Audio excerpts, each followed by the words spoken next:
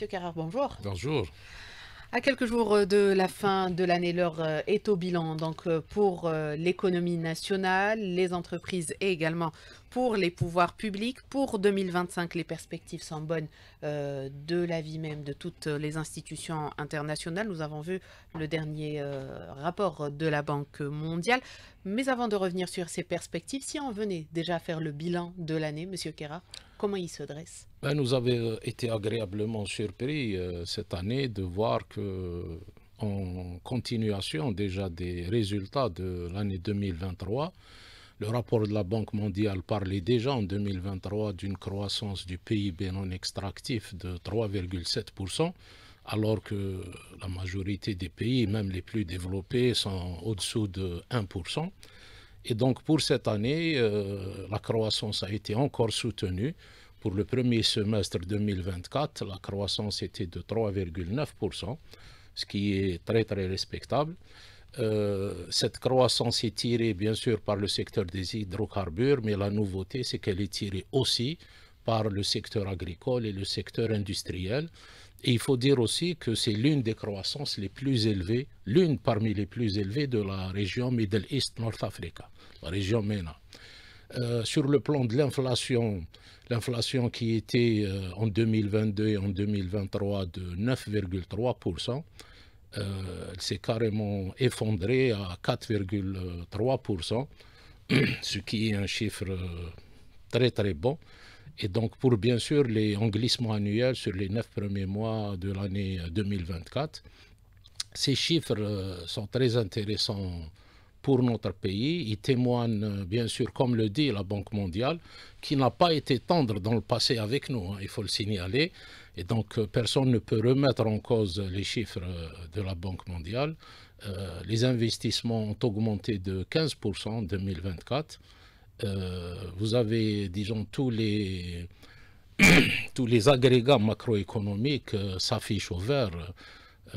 On peut parler du solde de la balance des échanges commerciaux, on peut parler du compte courant de la balance des paiements qui s'affiche au vert, on peut parler des réserves de change qui ont augmenté à 16 mois d'importation, et bien sûr l'Algérie reste un pays très peu endetté. Tout cela, il faut le remettre dans un contexte d'une économie mondiale qui n'a pas totalement résorbé les séquelles de la pandémie Covid-19 et aussi une économie mondiale qui est soumise à des tensions géostratégiques que l'on connaît tous. C'est pour vous dire que notre pays a un potentiel de faire des croissances encore plus élevées les années prochaines, et ce potentiel, nous en avons besoin parce que nous avons besoin de le mobiliser. Et je parle du potentiel interne et externe de notre diaspora. Nous pouvons, si nous devions mobiliser ce potentiel, je pense que nous pourrions faire face d'une manière assez intelligente au défi immense qui est la diversification de l'économie et la sortie définitive de la dépendance aux hydrocarbures. Alors, Monsieur Carrère, vous avez relevé un point dans ce rapport de la Banque mondiale, plusieurs points, mais revenons sur ce point qui est l'investissement qui est en hausse. Vous l'avez dit, c'est ce qu'a mentionné l'institution donc dans son dernier rapport. Aujourd'hui, sur le terrain, vous qui êtes opérateur économique et donc vice-président du CREA, est-ce que vous voyez cette dynamique après toutes les réformes qui ont été engagées ces dernières années? Oui, mais on le voit, mais on le mesure aussi. On le mesure puisque les chiffres de l'API sont là. Il y a plus de 10 000 investissements qui ont été réalisés dans une période très très courte. Et ce qui est bien aussi, la nouveauté dans notre pays, c'est qu'on est en train de fonctionner avec des objectifs. On a un bon objectif de création de 20 000 entreprises. Et qui dit 20 000 entreprises parle de plusieurs centaines de milliers d'emplois. Et ça, c'est la nouveauté, c'est les instruments de la bonne gouvernance. On traque nos exportations hors hydrocarbures, par exemple. On ne le faisait pas avant. On en parlera, j'espère, tout à l'heure. Donc, c'est ça les signes de bonne gouvernance. Et on ne parle pas, on le mesure. On a des chiffres du nombre d'entreprises qui ont été créées. Alors justement, en plus de ces chiffres qui ont été avancés, la Banque mondiale dresse des perspectives, on le disait, pour l'année 2025.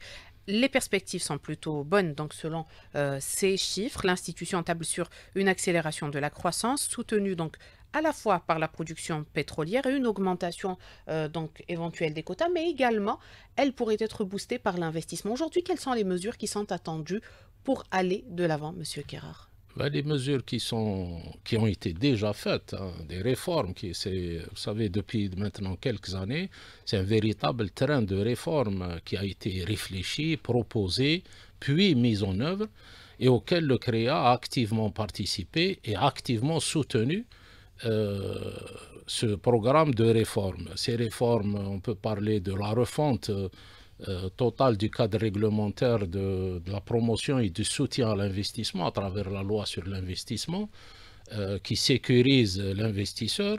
On peut parler aussi de la loi sur la monnaie et le crédit avec une modernisation du secteur financier. On peut parler bien sûr du foncier industriel pour lequel plusieurs réunions et plusieurs décisions ont été prises pour récupérer le foncier qui n'était pas exploité. On peut parler aussi de la digitalisation progressive des secteurs économiques et des administrations.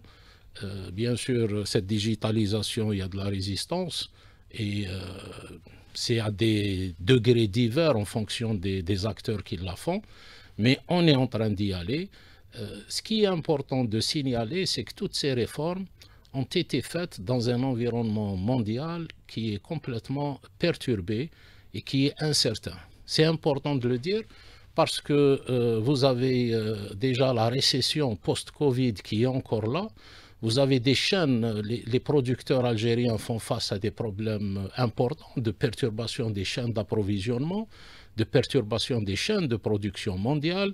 Vous avez une résurgence des tensions inflationnistes à travers le monde. Vous avez des politiques protectionnistes qui sont en train de paraître de plus en plus fortes à travers le monde, hein, et les champions du libéralisme sont les premiers à le faire. Et donc, vous avez des catastrophes climatiques, vous avez des sécheresses qui donnent des menaces sur la sécurité alimentaire dans plusieurs régions du monde, d'où l'augmentation des prix du café, par exemple, parce que ça a toujours un impact sur nous. Et donc, il y a des mutations phénoménales à travers le monde.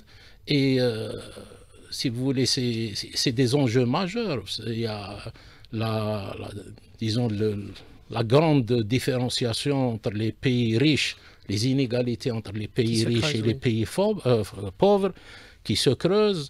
On a les mouvements migratoires incontrôlés, on a l'insécurité qui est croissante.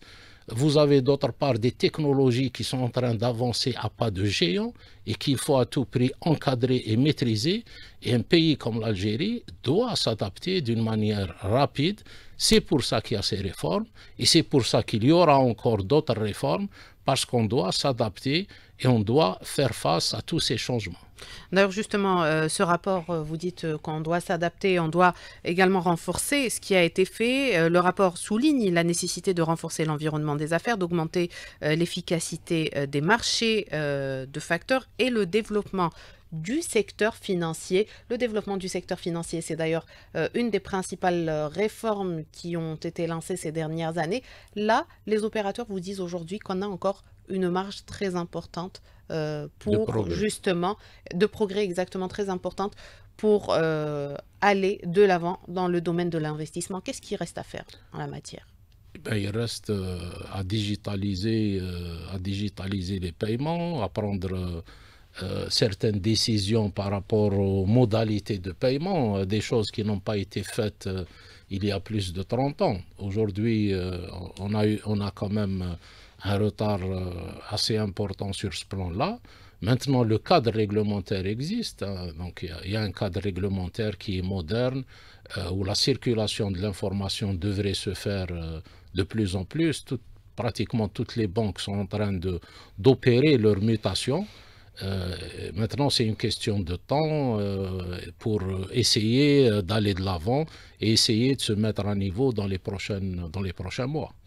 Alors, les exportations, vous les avez évoquées, Monsieur Kerrar, les exportations hors hydrocarbures en particulier. Vous avez souligné cette conjoncture aujourd'hui qui est très difficile, caractérisée entre autres par ce protectionnisme qui est appliqué dans plusieurs pays du monde.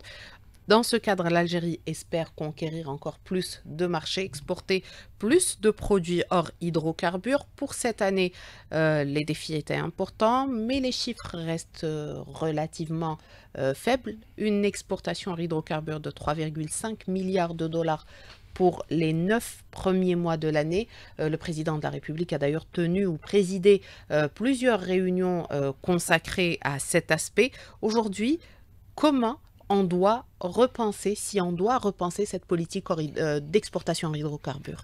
Vous savez, d'abord, cette politique dépend de nous, de la nécessité pour nous de diversifier notre économie. Nous dépendons depuis de longues années déjà de cette manne pétrolière qu'il faut absolument qu'on en sorte. Bon, ça, c'est quelque chose qui est clair et qui est clairement établi. Aujourd'hui, comme je vous le disais, la nouveauté, c'est que déjà, il y a une certaine pression parce qu'on traque mois par mois les exportations hors hydrocarbures. Il y a un ministère dédié au commerce extérieur, c'est une très très bonne chose.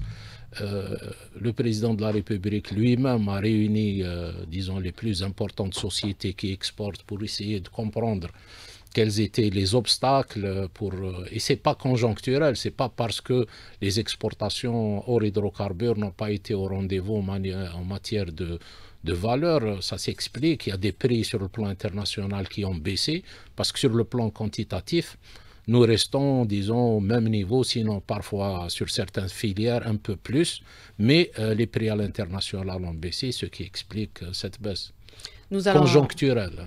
Nous allons revenir justement sur ces exportations en hydrocarbures, mais également sur la révision de l'accord d'association avec l'Union européenne qui est annoncée pour le mois de janvier.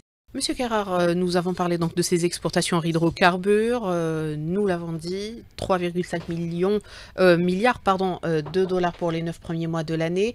Le président de la République a reçu les opérateurs économiques pour suivre leurs doléances, voir quelles sont les entraves qui freinent aujourd'hui les opérateurs. À ce niveau, le CREA a justement participé avec certains opérateurs à ces réunions. Quelles sont les principales entraves qui ont été levées ou qui ont été soulignées lors de ces réunions? C'est important de souligner déjà l'intérêt qui est porté au sujet économique et à ce défi de sortir de cette situation. Et nous pensons réellement qu'on est dans une bonne orientation de s'en sortir. La seconde chose, c'est que le président de la République a écouté les principaux exportateurs pour essayer d'expliquer pourquoi les objectifs n'ont pas été atteints. Et ça, on le fait, nous, tous les jours dans nos entreprises. Donc, c'est de la bonne gouvernance d'entreprise. On fait des analyses, on se donne des objectifs, on analyse ce qui a marché, ce qui n'a pas marché. Et donc, les explications par filière encore, parce que les problèmes diffèrent d'une filière à l'autre. Effectivement, il y a certains problèmes qui sont communs et d'autres qui ne le sont pas. Il faut savoir que le CREA a organisé un forum où il a fait une large consultation.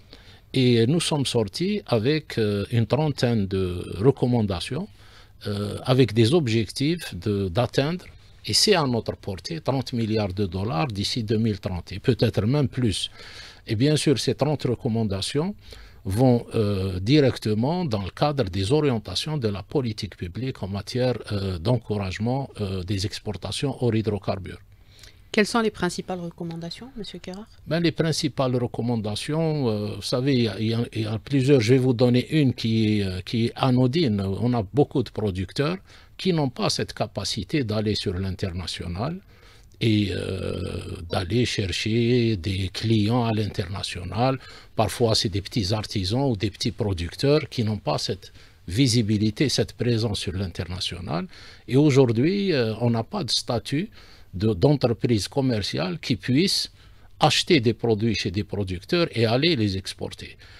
Aujourd'hui, il y a toujours des taxes sur les services à l'export qui sont de plus ou moins 34%, ce qui Très nous élevé. rend très peu concurrentiels par rapport à d'autres pays, parce qu'on est en concurrence avec d'autres pays. Donc, il y a un ensemble de recommandations que nous avons faites et nous espérons que certaines seront retenues, et je pense même que certaines ont été retenues et elles vont être mises en œuvre. Justement, nous avons parlé de ce rapport de la Banque mondiale qui recommande à l'Algérie de diversifier ses produits, mais également de diversifier les marchés vers lesquels elle exporte ses produits hors hydrocarbures. Est-ce qu'aujourd'hui, c'est une démarche qui est suivie par les entreprises? Bien sûr, vous savez, nous avons notre marché naturel qui est l'Afrique. Clairement, et l'Afrique, il ne faut pas la voir, disons, avec un œil d'aujourd'hui. En 2050, un quart de la population mondiale sera africain. Le PIB, dans quelques années, va être multiplié pratiquement par deux. Je parle du PIB africain. Donc, l'Afrique va devenir un marché assez intéressant. Ça ne nous empêche pas, bien sûr, d'avoir des objectifs sur l'Europe, sur la région MENA, parce qu'on a aussi la région arabe. Donc, il n'y a pas de limitation des exportations vers tel ou tel pays. Aujourd'hui, c'est une question d'intérêt et nous avons des intérêts là où nous avons des marchés. Le marché, un des grands marchés de l'Algérie, c'est le marché de l'Union européenne, avec notamment l'accord d'association avec les pays de l'UE, un accord qui sera révisé. Les négociations vont débuter donc en janvier 2025. Quels sont les principaux points qui doivent être revus, selon vous, Monsieur Kerrar? Ben, ça, c'est bien sûr à ceux qui vont négocier et qui vont décider de quels points vont être revus. Il faut rappeler seulement que cet accord a été signé en 2002, il est rentré en vigueur en 2005, et l'Algérie, après l'avoir eu sur 20 années, a fait le constat d'un contrat qui était fondamentalement déséquilibré. Et donc, elle a décidé de le réviser. Il est fondamentalement déséquilibré parce que la promesse d'une prospérité partagée d'antan n'a pas été tenue. Et cette promesse de prospérité partagée qui a été au cœur du réseau des accords d'association de l'Union européenne en 1995 avec les pays tiers méditerranéens. Et donc ce constat d'échec n'est pas propre à l'Algérie. Pratiquement tous les pays qui s'y sont engagés partagent ce constat d'échec. Donc l'Algérie a décidé d'aller vers une révision négociée de cet accord. Ça a été clairement dit par le président de la République publiquement. Et il en a d'ailleurs fixé le calendrier au premier semestre 2025. Ce que nous pouvons dire au CREA, nous pensons que aller vers une révision plutôt que d'une dénonciation pure et simple, c'est motivé par le fait que l'Union européenne est un partenaire stratégique pour l'Algérie, avec lequel l'Algérie entretient des relations très denses et très riches depuis plusieurs années sur les plans économiques, commerciaux et humains. Et je pense que tout le monde aura compris que l'Algérie ne peut plus se satisfaire de ce statut de fournisseur fiable, sûr, de gaz et de pétrole pour le marché européen. Au sens du CREA, en tant que chef d'entreprise, nous pensons qu'il y a au moins 3 domaines sur lesquels on devrait parler dans ces futures discussions. Il y a d'abord l'ouverture du marché européen pour les exportations hors hydrocarbures algériennes, il y a le transfert technologique et il y a les investissements européens sur le sol algérien. Et nous pensons que l'investissement devrait être au cœur des discussions avec l'Union européenne. En tant que chef d'entreprise, nous sommes vraiment étonnés qu'il n'y ait pas eu d'investissement d'envergure d'au moins une entreprise européenne en Algérie, alors que des pays comme le Qatar ou la Turquie sont beaucoup plus actifs sur ce plan-là. L'Union européenne est et restera un partenaire important pour l'Algérie et ce partenariat devrait se concrétiser sur le terrain par le niveau des investissements. Et si ce n'est pas les Européens qui viennent, d'autres viendront. Donc les entreprises européennes devraient au moins pour deux raisons venir partager cette richesse et ce potentiel de croissance avec l'Algérie. D'abord parce qu'il y a eu une refonte du cadre réglementaire pour les investissements qui les empêchait de venir, enfin, il disait qu'il n'y avait pas de visibilité, de lisibilité. La deuxième chose, c'est que les entreprises européennes cherchent aujourd'hui, ont une stratégie de nearshoring, c'est-à-dire qu'ils cherchent à délocaliser dans des pays voisins pour baisser les prix du transport, pour atteindre les chiffres de décarbonation et sécuriser les approvisionnements. Et l'Algérie est très bien placée pour justement que ces entreprises européennes atteignent ces trois objectifs. Donc des attentes liées à l'investissement, aux exportations, et à une meilleure ouverture technologique. À une meilleure ouverture des marchés. Aujourd'hui, accepter plus de produits algériens, des produits qui n'existaient pas lors de la signature de ces accords. Exactement. Très bien. Alors, vous avez parlé des autres marchés. Aujourd'hui, il y a du potentiel. Vous avez cité notre marché naturel, qui est notre continent, l'Afrique. Récemment, il y a eu donc l'entrée en vigueur de l'initiative de commerce guidé, qui est donc une première application de la ZLECAf. Est-ce qu'il y a déjà des entreprises qui y vont, qui prospectent ou qui commencent même à exporter ces derniers mois, en plus de celles qui le faisaient déjà? Oui, enfin, je n'ai pas les chiffres exacts de chaque entreprise, de chaque filière. Aujourd'hui, nous sommes organisés au CREA en filière et nous avons, bien sûr, en fonction des filières, les exportations de nos adhérents. Mais ce qui est important, c'est que déjà, il y a des entreprises algériennes qui exportent depuis plusieurs années en Afrique. Le sens même de ces accords de ZLECAf, c'est justement de faciliter les exportations, de baisser les droits de douane et d'ouvrir les marchés africains, d'ouvrir bien sûr le marché algérien aussi aux pays africains et d'aller aussi dans l'autre sens. C'est pour cela que la vitesse avec laquelle nous allons prendre des décisions pour justement encourager plus encore les exportations hors hydrocarbures sont essentielles. L'Algérie n'est pas seule, elle est en compétition, nous sommes tout le temps en compétition avec d'autres pays. Donc la rapidité de prise des décisions, la rapidité de lever des obstacles, la rapidité de lever des obstacles bureaucratiques est très très importante. Est-ce qu'on connaît nos potentiels aujourd'hui pour le marché africain? Non, mais on a un potentiel énorme. Le potentiel énergétique algérien est énorme. Vous savez, de donner un exemple simple, les clouds, les grands serveurs qui demandent, enfin, j'ai pas les chiffres, mais beaucoup d'énergie pour fonctionner, des entreprises comme Google, comme Amazon, se battraient pour avoir l'énergie algérienne. Donc aujourd'hui, comme je vous le disais, nous avons besoin de mobiliser tout ce potentiel et de l'orienter. Il est déjà orienté dans le bon sens. Nous avons besoin de mieux le mobiliser et d'aller de l'avant. Un des potentiels dont vous avez parlé en tout début d'émission, mais qui est peut-être un des plus importants, c'est la diaspora aujourd'hui. Vous dites que l'Algérie doit s'appuyer sur sa diaspora pour renforcer sa présence dans le monde. Oui, oui. Et le CREA l'a bien compris dès le départ. C'est pour ça que nous avons lié des liens importants avec au moins une association qui est située en France, mais qui concerne, disons, pas que la France.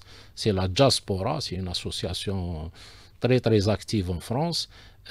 Nous voulons arriver à faire ce que font en fait tous les autres pays, c'est-à-dire mobiliser, créer les réseaux des Algériens par spécialité.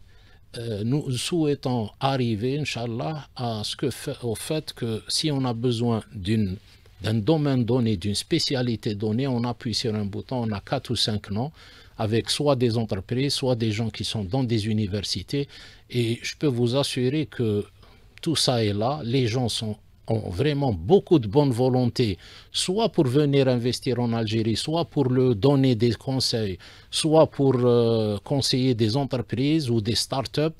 Ils sont là, ils veulent aider. Aujourd'hui, il faut vraiment s'organiser et les mobiliser. Est-ce qu'il y a des mécanismes que les pouvoirs publics doivent mettre en place pour justement encourager cette diaspora à s'investir finalement ici en Algérie? Vous savez, les pouvoirs publics ne peuvent pas tout faire. La création de réseaux, c'est des choses qui se font au niveau associatif. Ce que peuvent faire les pouvoirs publics, c'est de créer un espace pour que cette diaspora ne soit pas déçue comme elle l'a été dans le passé. Très bien, merci Monsieur Kerrar. On arrive à la fin de notre émission d'aujourd'hui. Merci à vous d'avoir répondu à notre invitation. Je rappelle que Monsieur Abdelwahid Kerrar est vice-président du CREA. Merci à vous de nous avoir prêté attention. Très bonne journée à toutes et à tous et à demain.